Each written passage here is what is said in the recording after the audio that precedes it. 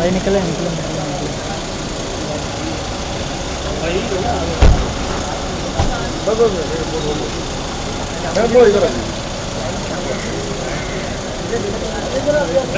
Sir अभी आइए आगे आइए। अरे वो पोस्टर को लाइट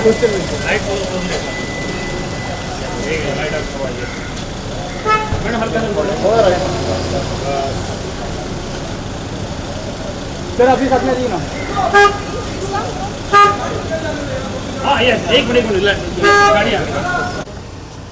थोड़ा और क्लोज आ जाइए।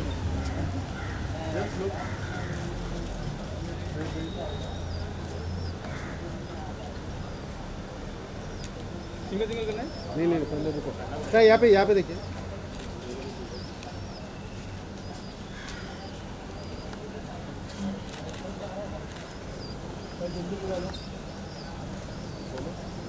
सोलो सिंगल करके इधर इधर इधर इधर देखिए मैडम।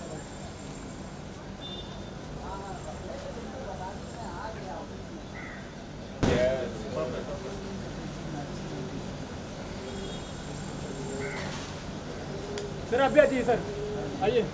विंध्या जी इधर इधर एक बार साथ में आइए। थोड़ा इधर ठीक है, साथ में ले लेते सर। मैम थोड़ा लेफ्ट साइड सर। सर अभी आइए ना, साथ में ग्रुप फोटो कर लेते हैं। आइए आइए आइए आइए थोड़ा और नजदीक। यहाँ पर सर थोड़ा पोस्टर को भी देखना भी चाहिए। हाँ वो दिख जाएगा पोस्ट में डाल देंगे। हाँ पोस्ट में ठीक है भाई। ओके एक एक क्लोज हो जाए। Thank you. जी आइए। ओके वेट सर आप आइए। Okay thank you sir. Okay आइए परफेक्ट। यहाँ पे थोड़ा सर आप यहाँ पर देखिए।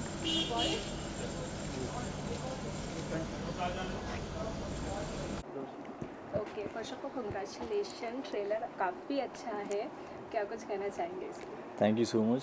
पूछिए क्या पूछना है आप बताइए। Thank you. द कन्वर्सेशन का एग्जैक्ट मीनिंग क्या है आपके हिसाब से, जैसे कि इसका नाम दिया गया है मूवी का the conversation?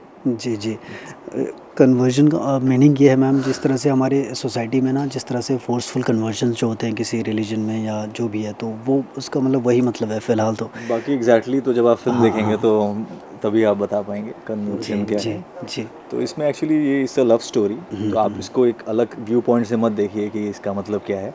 It's particularly it's first love story, triangle love story है, जो कि देव, बबलू और साक्षी जो हम लोग तीन किरदार हैं, इसके रिवॉल्व पूरी हो रही है स्टोरी। और ये स्टोरी कॉलेज की है, और उसमें कैसे आगे चल के क्या क्या होता है ये आपको देखने मिलेगा। और इसके साथ ही साथ लव स्टोरी के साथ साथ ये फिल्म एक अपने आप में एक बड़ा सोशल मैसेज दे रही है। बिकॉज लव मतलब लव तो किसी लव एक प्यारी चीज़ होती है, प्यार पे तो पूरी दुनिया कायम है। उस प्यार का गलत यूज़ ना हो, उस प्यार के से आज की यूथ भटक ना जाए। तो हमारी फिल्म का जैसे टैगलाइन है कि सेव आवर डॉटर्स, तो हमारी आज की जो यूथ है मोस्टली गर्ल्स, उनको एक अवेयरनेस जा रही है कि आप प्यार करिए अपना। वो प्यार कोई भी कर सकता है, किसी भी हर तरीके का प्यार होता है, बट आप गलत दिशा में मत जाइए। तो ये है पर्टिकुलर किसी चीज़ को या किसी कम्युनिटी को टारगेट करना नहीं। बिकॉज हम लोग एक्टर्स हर बार ये चीज़ें सवाल किया जाता है कि क्योंकि हम एक किरदार एक्टर, हमारा काम है किरदार को निभाना, किसी की उसको ठेस पहुंचाना काम नहीं है जी। और इसमें मेरा किरदार है बबलू इकबाल शेख, और इसमें अलग अलग इसके लेयर्स हैं कैरेक्टर्स के अपने आप में, और ये बाकी फिल्म देखेंगे तो पता लगेगा। सर आपका रोल क्या है इसमें? जी मेरा कैरेक्टर का नाम है वो है देव। तो बेसिकली देव, बबलू और साक्षी के बीच में एक लव ट्रायंगल है। तो हम कॉलेज में साथ में पढ़ते हैं सब लोग, तो किस तरह से एक लव स्टोरी शुरू होती है तीनों के बीच में, मतलब बेसिकली इन दोनों के बीच में, और मैं तीसरा हूँ जो जिसको सिर्फ प्यार होता है। वो 22 अप्रैल को आपको पता चलेगा क्या है एक्चुअली कहानी। तो बेसिकली वो लड़का इस तरह का है कि जो मॉडर्न होने के साथ साथ मतलब अपने फैमिली वैल्यूज़, अपने रिलीजियस वैल्यूज़ जो भी उसके फैमिली की हैं, वो भी साथ में लेके चल रहा है। तो एक बहुत ही सुलझा हुआ, बहुत ही अच्छा कैरेक्टर है। तो एक देव मतलब जैसे कि वो एकदम देव मानुष है तो अच्छा करने में मज़ा आया। और बनारस में हमने शूटिंग करी पूरी फिल्म की। तो बनारस इटसेल्फ वो बहुत ही रिलीजियस प्लेस है और वहाँ पे 30 दिन रह के एकदम हम लोग पूरा शुद्धिकरण हो गया हम सबका, जितनी भी टीम थी। तो जी मज़ा आया। ओके, जब आप लोग शूट कर रहे थे तो क्या कुछ चैलेंजिंग लगा, क्योंकि आप लोगों का रोल जो है काफ़ी डिफरेंट है और आप लोग उस प्लेस पे भी गए हैं जहाँ पे काशी कहा जाता है, तो कितना कुछ क्या रहा आपका चैलेंजिंग एक्सपीरियंस? तो सबसे पहले ये था कि जब मैं इस फिल्म की ऑडिशन दी थी, मैं मिला था तिवारी जी से, तो मैं ऑलरेडी बहुत ओवरवेट था। तो मेरे को कॉलेज बॉय में कन्वर्ट होने मेरे को बहुत सिर्फ 20 दिन मिले थे। तो मैंने अपनी डाइट में इतना कटिंग किया कि मैं एक कॉलेज बॉय जैसा लुक कर लूँ। और उसके बाद जब स्क्रिप्ट सुनी थी तो स्क्रिप्ट में जो बबलू का किरदार है उसमें उसका थ्रू आउट एक नहीं है, उसके अलग अलग लेयर्स हैं। ठीक है, तो उसमें घुसने के लिए मुझे काफ़ी स्क्रिप्ट मैं रीड करता था डेली, और बाकी शूट करते और उसमें मैं रम गया। और मैंने बहुत मेहनत की है बबलू को जी कर ऑडियंस तक पहुंचाऊं। जी। सर आप? जी, जैसे कि मैंने कहा कि बनारस में मतलब वो जगह ही वैसी है कि वहाँ पे हमें कैरेक्टर में ज़्यादा मुझे स्पेशली वो घुसने के लिए ज़्यादा मेहनत नहीं करनी पड़ी। मैं कॉलेज बॉय वैसे ही दिख रहा था ऑलरेडी, मुझे इसकी तरफ वेट लूज़ नहीं करना पड़ा। मैं पहले ही बहुत इससे ज़्यादा अभी तो पतला मैंने था। लूज़ कर लिया काफ़ी। हाँ, तो मैं पहले ऑलरेडी बहुत पतला सूखा, तो कैरेक्टर्स वाइज तो हम लोग फिट थे। बाकी कहानी हमें जब विनोद तिवारी जी हमारे जो डायरेक्टर हैं उन्होंने हमें जिस तरह से नरेट की थी, तो कहानी इटसेल्फ वाज वेरी स्ट्रॉन्ग कि किसी भी एक्टर को करने के लिए मतलब एक मोटिवेशन कहानी था कि ये इस तरह बात मैं का। सहमत हूँ रवि से। हाँ ये हाँ, कहानी ही एक बिल्कुल स्ट्रॉन्ग लिखी गई है कि हर स्ट्रॉन्ग एक एक्टर चाहेगा कि इसमें हाँ, कि एक स्ट्रॉन्ग मैसेज है बेसिकली सोसाइटी के लिए, सोसाइटी की लड़कियों के लिए। हमारा टैगलाइन ये है कि सेव आवर डॉटर्स। तो बेसिकली सबके लिए फिल्म है, फैमिली के साथ जाके आप देख सकते हैं पूरी फिल्म, और एक अच्छा मैसेज और अच्छी फिल्म आपको देखने को मिलेगी। म्यूज़िक बहुत अच्छा है और वो जैसे कि चुलबुली लड़की है, वो कैसे पॉलिटिशियन आ गई, जैसे कि एक ट्रेलर में दबंग आपने में आ देखा गई? जी, वो हालात इस तरह के होते हैं उसके साथ कि उसके मतलब वो हालातों की मारी हुई, देन वो एक फिर वो उठती है दोबारा। तो वो उसी की कहानी है, टू फॉल जी, एंड और राइज। नारी शक्ति बहुत बड़ी जी जी शक्ति जी होती है, इससे जी बड़ी शक्ति कुछ होती नहीं है। जी, वो तो एक अब औरत जब प्यार कर सकती है और औरत जब अपने उस पे आ जाती है तो वो कुछ भी कर सकती है। तो ये फिल्म जब आप देखेंगे तो आपको समझ में आएगा कि एग्जैक्टली वो कैसे जी जी जी, वो नेता कहानी। बनती है, कैसे वो जी पॉलिटिशियन बनती है। जी थैंक यू। जी, thank you ma'am, thank you.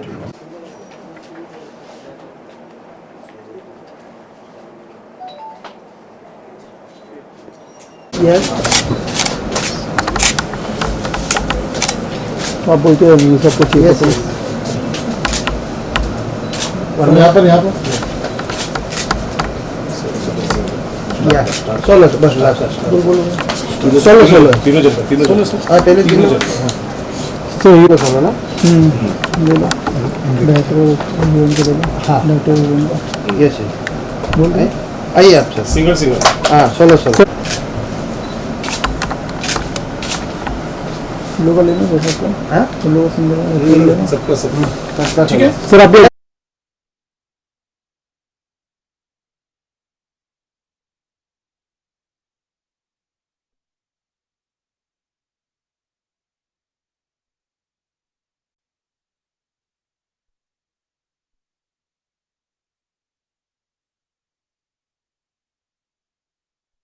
Theme है बेसिकली ये कन्वर्जन लगता है ऐसा लव जिहाद के बेसिस पे है, तो क्या कहना चाहिए इस प्रोजेक्ट को लेकर आप? ये सवाल किसके लिए आपसे, है? अच्छा बोलिए, मुझसे है, आपसे ओके। जी कन्वर्जन जो आपने बोला बिल्कुल हमारी फिल्म एक रियल मुद्दे को लेकर आ रही है। फिल्में समाज का आईना होती हैं, तो जो भी चीज़ें हो रही हैं वो ये फिल्म दर्शा रही है, और ये करंट हमारे बहुत बड़ी प्रॉब्लम है जो हमारे इंडिया में चल रही है।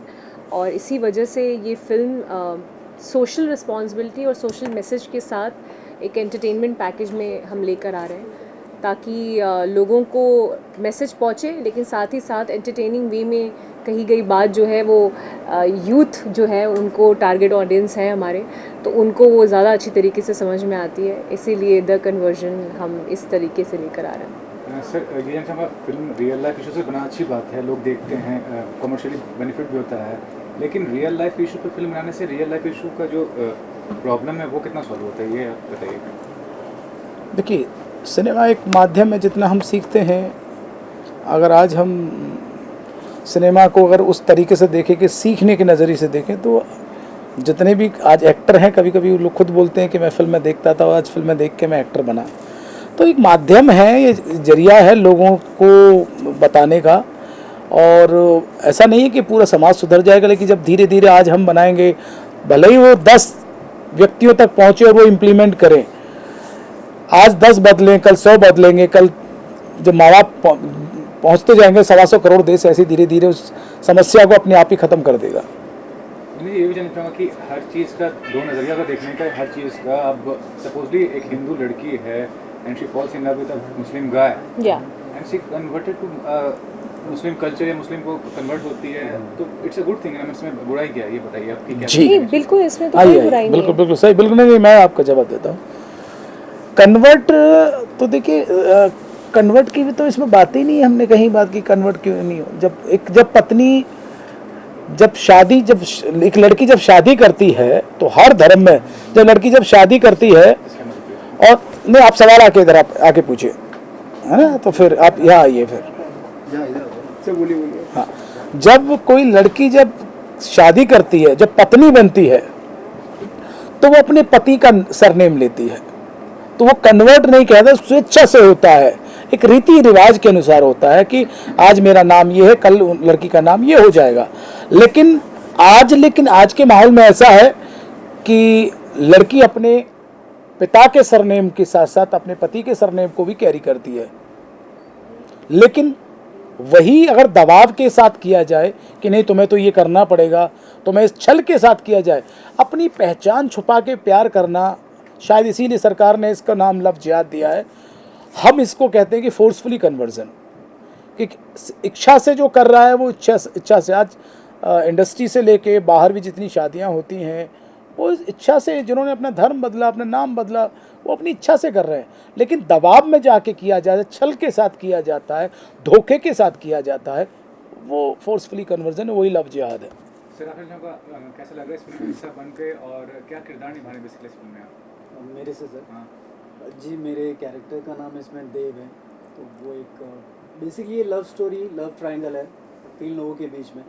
तो एक हिंदू समाज का लड़का है जो कि एक मॉडर्न सोच रखता है, लेकिन अपने फैमिली, अपने रिलीजियस वैल्यूज़ को, अपने वो सब भी साथ में लेके चलता है। तो बेसिकली कहानी में जो भी कंट्रीब्यूशन है वो ये है कि जो भी साक्षी प्रॉब्लम में आती है या जिस तरह की उनकी ज़िंदगी में, उन्हें सपोर्ट करता है, एक अच्छी राय देता है, अच्छा समझदार लड़का है। तो बस उतना ही किरदार है सर मेरा फिलहाल। बाकी 22 अप्रैल को आपको देखने को मिलेगा। Good, very good. सर आप बताइए क्या कहना चाहेंगे प्रोजेक्ट के बारे में, और क्या किरदार निभा रहे हैं? किसके बारे में?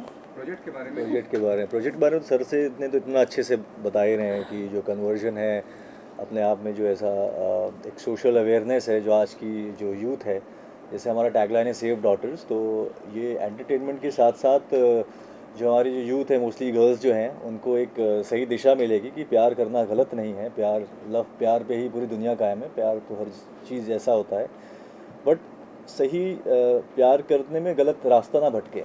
तो एक अवेयरनेस लोगों को मिल जाएगी और एक एंटरटेनमेंट के साथ पूरा पैकेज मिल जाएगा फिल्म का। सर ये भी जी। फोर्सफुल वर्ड जो यूज़ किया जाता है कि हाँ कन्वर्जन के लिए फोर्स किया जाता है किसी को, इतनी सारी लीगल चीज़ें होती हैं दुनिया में, अगर कोई इंसान नहीं उसका पार्ट बनना चाहे तो पूरी फोर्सफुली आपको लगता है कि उस चीज़ के लिए उसको राज़ी कर सकता है? देखिए, फोर्सफुली तो अपने आप में गलत तो होता ही, चाहे किसी भी चीज़ के लिए आप फोर्स करें, हर इंसान का। जी जी सर आपका क्या कहना है इस बारे में? फोर्सफुल वर्ड जो यूज़ किया जाता है कन्वर्जन के लिए, जी। फोर्सफुल वर्ड सही है कि फोर्स करके आप किसी को कन्वर्ट कर सकते नहीं, फोर्सफुली हम तो ये करें, फोर्सफुली शब्द ही गलत है। फोर्सफुली, हाँ। हम ये करें जो फोर्सफुल कन्वर्जन होता है वो गलत है, हमने उसको सही कहा ही नहीं है। हम ये कह रहे हैं कि कन्वर्जन स्वेच्छा से किया जाता है। कन्वर्जन मतलब होता है कि स्वीकारना, हम किस चीज़ को स्वीकार रहे हैं, हम ग्रहण करना, लेकिन दबाव दे के नहीं तुम्हें ये ग्रहण करना पड़ेगा, this is a force conversion. कहाँ तक मानते हैं कि इस चीज़ को लेकर गवर्नमेंट एक हार्ड स्टेप उठाए? मैं आपकी बात, आपके सवाल से पहले ही बता दूं, अगर ये समस्या नहीं होती जो आप कहना चाह रहे हैं, समस्या नहीं होती तो आज जो इतनी बड़ी स्टेट है, उत्तर प्रदेश, मध्य प्रदेश, गुजरात, तो ये इस पर इतना सख्त कानून नहीं बनाती। कहीं ना कहीं समस्या है, उनको वो नहीं पड़ा है कि ऐसे चलिए कानून बना देते हैं। जब समाज में सरकार तभी निर्णय लेती है जब उनके सामने कोई समस्या आती है, और वो समस्या बड़े रूप में जब आती है तो उसके लिए एक्शन प्लान बनाया जाता है, उसके लिए कानून बनाए जाते हैं। इस प्रोजेक्ट पे विपुल शाह भी शायद एक फिल्म आने वाला है, आपको मालूम ही होगा। 32,000 केरला में गर्ल्स मिसिंग है काफ़ी सालों से, और गवर्नमेंट ने कोई स्टेप नहीं उठाया है, और कन्वर्जन ही शायद उसका थीम है कि कन्वर्ट किया गया उनको, और कहाँ है वो अभी तक लापता है उनका कोई। तो क्या कहना चाहेंगे उस चीज़ को लेकर कि ये जो सब्जेक्ट है मिसिंग का और कन्वर्जन का, और दिस काइंड ऑफ टॉपिक कितना ज़्यादा हाईलाइट किया। बहुत अच्छी बात है। मेरे मित्र जिनका नाम बताया, क्या नाम बताया आपने? विपुल शाह जी। विपुल शाह जी जैसे और भी लोग निकल के आए।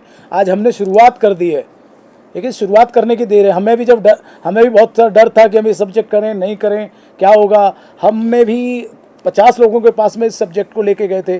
उन्होंने कहा कि यही सब्जेक्ट मिला था आपको फिल्म करने के लिए, सॉरी हम आपके साथ में एसोसिएट नहीं हो सकते, हम इस फिल्म में आपके साथ में एज ए प्रोड्यूसर नहीं आ सकते, एज ए पार्टनर नहीं आ सकते। लेकिन ये कि एक शुरुआत कर दी है, तो शुरुआत अगर देखी, जैसे अभी आपने बताया कि शायद अब उन्होंने भी फिल्म बनाने का निर्णय लिया, फिर और भी व्यक्ति लेंगे। मैं चाहता हूँ ऐसे 10-20-50 लोग आएँ, तो इस समस्या को इस लेवल पे उठा के लेके जाएं, ताकि वो समस्या के से लोग इतने जागरूक हो जाएं, ताकि उस दलदल में फंसे ना। फिल्म का जो माध्यम, सॉरी जी विनोद जी, एक प्रश्न पूछना चाहती हूँ जी। ये फिल्म एकदम गहन मुद्दे पे बनी हुई है और वर्तमान मुद्दे पे, जैसे कि आप बता रहे हैं, और लोग भी जानते हैं, लेकिन एक तरह से सुनते दूसरे से इग्नोर करते हैं। तो इसके लिए क्या आपने कोई शोध किया, या तो फिर इसके फिल्म के अंदर कोई ऐसे लाइव है जिनको आपने फिल्म में उसको उतारा, ये पूरी कहानी कल्पना काल्पनिक नहीं, कहानी बिल्कुल काल्पनिक नहीं है। ट्रू इंसिडेंट जो इंडिया में हो रहे हैं, जो घटनाएं घटी गई हैं, उनसे प्रेरित होकर ये फिल्म बनाई गई है। हाँ, सहारा लेना पड़ता है काल्पनिक थोड़ा सा उसके लिए, मॉडर्नाइज करने के लिए। सीन्स रियलिस्टिक सीन नहीं है काल्पनिक, लेकिन काल्पनिक के साथ साथ जो आजकल की जो घटनाएं घटी गई हैं, उस घटनाओं से प्रेरित होकर ये फिल्म बनाई है। विद्या जी, आपसे सवाल करना चाहूँगी जी। कि अभी पहले की लड़कियाँ तो चलो कम पढ़ी लिखी रहती थी, लेकिन अभी की लड़कियाँ पढ़ी लिखी है, मॉडर्न है, सब चीज़ जानते हैं, लेकिन अभी उनका कन्वर्जन ज़्यादा हो रहा है। पहले गरीबों का, छोटे वर्ग का कन्वर्जन होता था दबाव से किसी भी प्रकार से, लेकिन अभी की पढ़ी लिखी शिक्षित लड़कियाँ ही उनके साथ ये हो रहा है। तो क्या कहना चाहिए? देखिए, लड़कियां, क्योंकि मैं इस बात को बहुत अच्छी तरीके से समझती हूँ, हम चाहे कितनी भी पढ़ी लिखी हो जाएं, लेकिन जो लड़कियां होती हैं ना, हम बहुत इमोशनल होती हैं। हमारा जो रूट है, हमारे अंदर जो ऐसी चीज़ें हैं, हमारे अंदर वो इमोशंस रहते ही हैं। आप चाहे कितनी भी मॉडर्न हो जाइए, लेकिन कहीं ना कहीं आप अपनी पढ़ाई लिखाई जो कर रहे हैं, उसके साथ ही साथ हमेशा जो प्यार है उसे लड़कियां उसके लिए बहुत इमोशनल होती ही हैं। अब वो आप भी अग्री करेंगी कि जब हम अपने पार्टनर से प्यार करते हैं तो 100% से भी ज़्यादा देते हैं उस रिश्ते को बचाने के लिए, उस रिश्ते को चलाने के लिए। उस रिश्ते में बहुत कुछ इन्वेस्ट लड़कियां करती ही हैं। और जब इमोशंस की बात आती है ना, तो आप चाहे कितने भी शिक्षित हो जाएं, लेकिन वो कहीं ना कहीं कमज़ोर पड़ जाती हैं। तो हमारी फिल्म यही मैसेज लेकर आ रही है कि आप इस फिल्म को देखिए और आपको समझ में आएगा कि आप कहाँ गलत जा सकते हैं। वो अवेयरनेस फैलाने के लिए ही हमारी ये फिल्म आ रही है।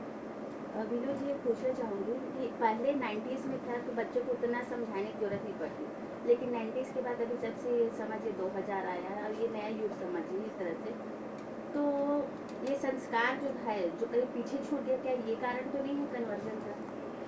नहीं, ये कारण नहीं। जितना हम आज पहले देखा होगा कि 8-10 साल में हम कभी कुछ, हमारे हाथ में ना मोबाइल आए, कुछ भी। मोबाइल आते आते हमारे सदियाँ बीत गई कि इतने साल हो गए। आजकल बच्चा 2 साल का आता है तो उसके पास में आ जाता है।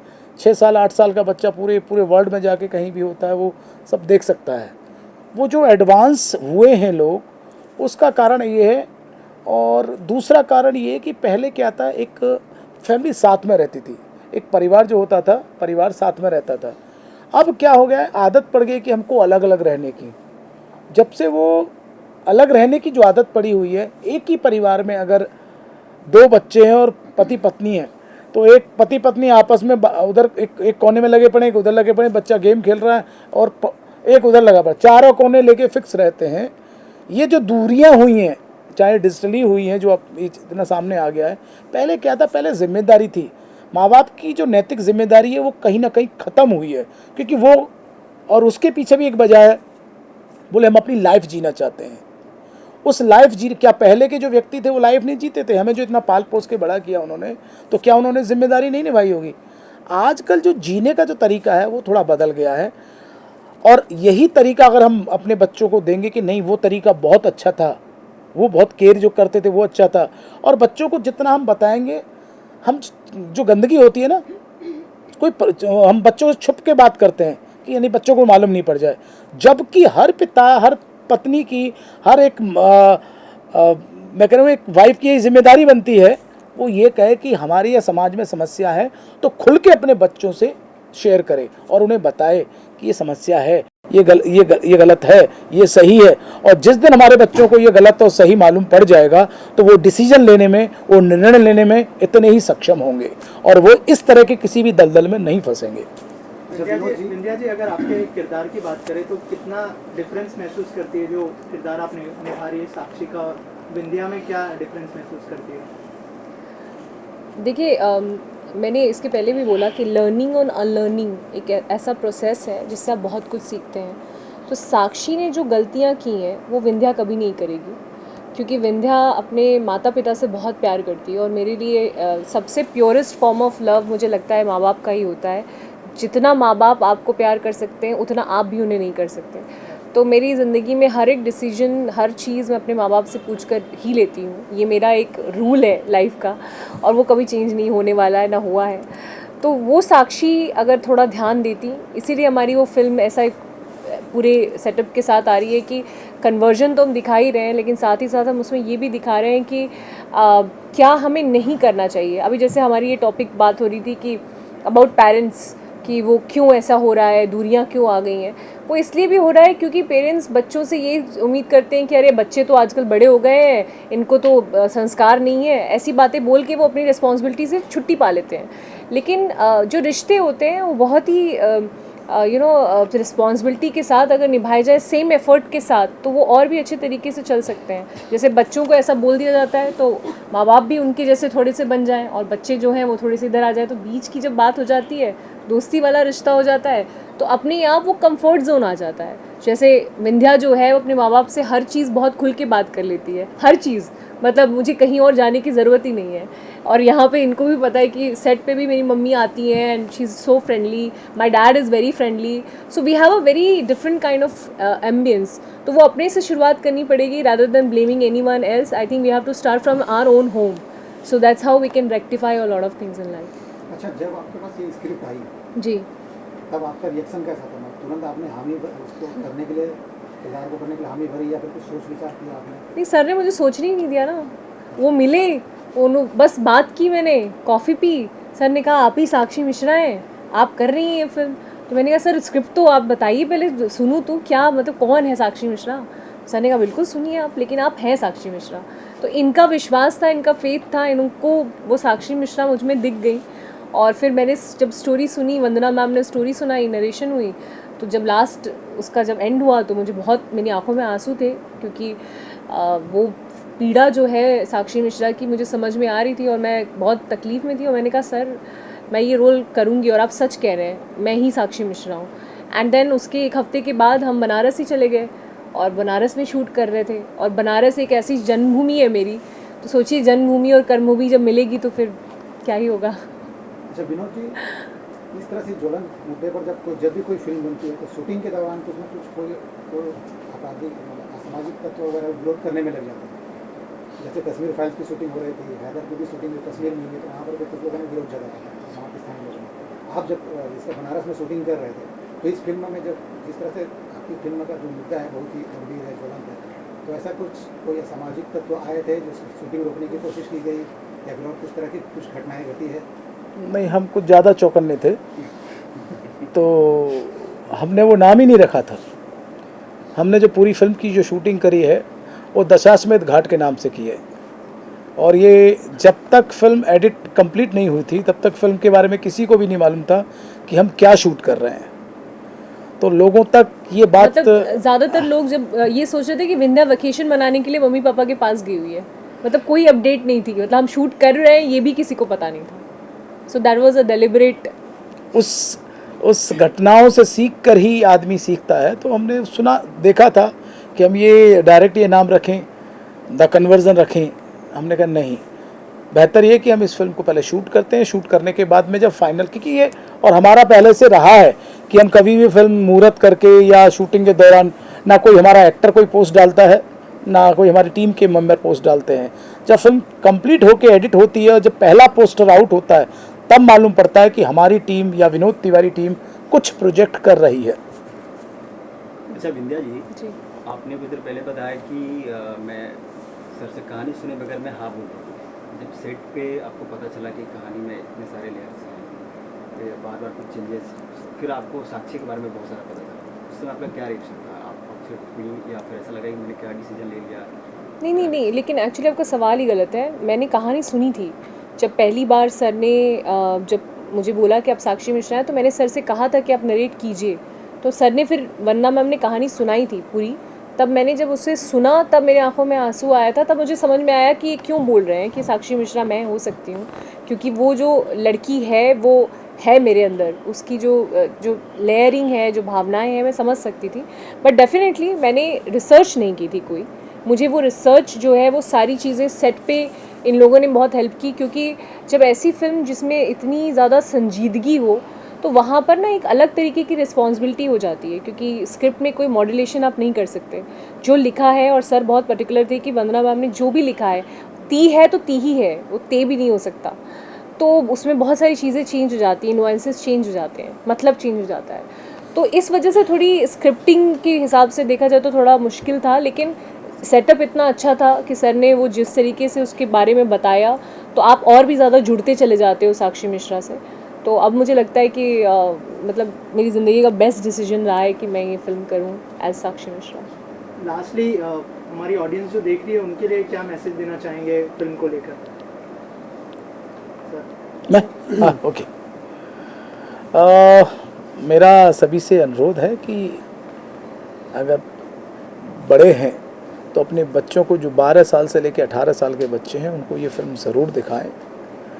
और बड़े लोगों की भी ये जिम्मेदारी है कि वो फिल्म देखें, ताकि वो आगे चल के अपने लोगों पर इसको इम्प्लीमेंट कर सकें, ताकि अपने बच्चों को शिक्षा दे सकें कि जीवन में ऐसी गलती नहीं करना जो इस फिल्म की हीरोइन ने की या इस कैरेक्टर ने की। वो जब आम इंसान होता है उस कैरेक्टर को अपने अंदर अपनाता है, और मेरा पूरा विश्वास है कि जब पूरी फिल्म देखेंगे तो भारत के 125 करोड़ के जो लोग हैं, 125 करोड़ लोग इस फिल्म को देखना चाहेंगे। विंध्या जी, जी क्या आप क्या कहना चाहेंगे, क्या मैसेज होगा आपकी तरफ से? जी, हम यही कहना चाहते हैं कि देखिए, कैमरा जो होता है ना, आप सब जानते हैं कि कैमरा बहुत सेंसिटिव होता है, तो कोई भी चीज़ अगर शिद्दत के साथ नहीं की जाए तो कनेक्ट नहीं होती। तो हमारी फिल्म में हर किसी ने बहुत ही शिद्दत के साथ, in terms of performance, in terms of soul, in terms of anything, जब वो फिल्म देखेंगे तो आपको महसूस होगी, शायद आपकी भी आंखों से आंसू गिर जाएंगे और आप अपने आप को सोचने पे मजबूर हो जाएंगे कि मतलब ये फ़िल्म एक्चुअली बहुत पहले ही आ जाती तो बहुत सारी लड़कियां हमारे देश की बच सकती थी। तो वो जब चीज़ें आप पर्दे पे देखेंगे तो आपको महसूस होगा कि कितनी मेहनत के साथ और सच्चे दिल के साथ हम सब ने मिलकर ये बहुत ही खूबसूरत सी फिल्म बनाई है। हम सब चाहते हैं कि आप सब 22 अप्रैल 2022 को ज़रूर जाएं अपनी नज़दीकी सिनेमा घर में और इसे विटनेस करें, एक्नॉलेज करें और बहुत सारा प्यार दें। Thank you. सर आप बताइए, आप दोनों की तरफ से क्या मैसेज? जी, सबसे पहले तो मैं गुजारिश करना चाहूँगा कि आप लोग 22 तारीख को जाके फ़िल्म देखें। और हम लोगों ने जो भी मेहनत की है, जो भी हमारा बनारस में जो भी सर का, वंदना मैम का रिसर्च रहा है, वो काफ़ी पुख्ता इन्होंने रिसर्च किया था, 1-1.5 साल इनका काम रहा है। तो होप करना चाहूँगा कि आप सब लोग फिल्म देखें, और फिल्म से एक अच्छा स्ट्रॉन्ग मैसेज है सोसाइटी के लिए, तो आई एम श्योर आप लोगों को पसंद आएगा, क्योंकि सबका ईमानदारी का काम है, और जब भी कोई भी काम जो पूरी ईमानदारी से किया जाता है तो पसंद आता है। तो यही उम्मीद है आप लोगों से कि आप लोग 22 अप्रैल को हम लोगों को बहुत सारा प्यार देंगे और फिल्म को सराहेंगे। जी सर आप क्या कहना चाहेंगे? आप बस यही कहेंगे, सर ने जैसे इतने अच्छे से पूरी फिल्म को शूट किया है वाराणसी में, और बनारस ये इतना स्ट्रगल करते करते यहाँ तक पहुँचे हैं, तो एक सफलता तभी होती है, उसमें पेशेंस बहुत ज़रूरी होता है। तो सर ने पेशेंस बहुत रखा, हम सब ने, हमारा टीम एफर्ट रहा है, नहीं तो पेशेंस रखते रखते लोग बहुत गिव अप कर देते हैं। तो एक होता है कि हर सही चीज़ का सही वक्त होता है, तो मुझे लगता है अब ये सही वक्त आ चुका है, और ये अब आप सबके सामने बहुत जल्द आने ही वाला है। और बाकी तो जो मैं अपने किरदार के बारे में ज़्यादा बोलूँगा नहीं, वो तो फिल्म देखेंगे, क्योंकि मैंने सर ने मुझे इतने अच्छे से नरेट किया था जब इन्होंने मुझे स्टोरी सुनाई थी, तो मैंने पूरा सुन के मेरे माइंड में जब चल रहा था कि ऐसी फिल्म तो कभी बनी नहीं ऐसा। और मैं तो अपने आप को बहुत लकी मानता हूँ बीइंग एक्टर। मैं एक भारत का युवा भी हूँ कि मुझे एक कलाकार के होने के साथ साथ इस चीज़ को एंटरटेनमेंट के साथ साथ एक अपना सोशल अवेयरनेस भी दे रहे हैं आज की यूथ को। तो आई फील वेरी लकी। बस यही कि गाने म्यूज़िक बहुत अच्छा है इस फिल्म का ओवरऑल। अगर आप इस टॉपिक से हट के देखें इस फिल्म में वैसे बहुत सारी बताएं, चीज़ें हैं ये गाते बहुत अच्छा है। तो अगर आपकी आवाज़ में 2 लाइनें हो। हाँ इसका इसी फिल्म का गाना इसका टाइटल सॉन्ग है, इसका जो रोमांटिक सॉन्ग है वो सुना देता हूँ। आँखों के ताज महल में राज है तेरे ही चेहरे का, हुआ ये दिल आशिक मिजाज है बैठे बैठाए बेवजह, मुझ पे चढ़ गया चाहत का खुमार है, तेरे इश्क की ऐसी धुन सवार है, तेरे इश्क की धुन सवार है। Thank you so much all of you and all the thank you thank you thank you thank you. चलिए।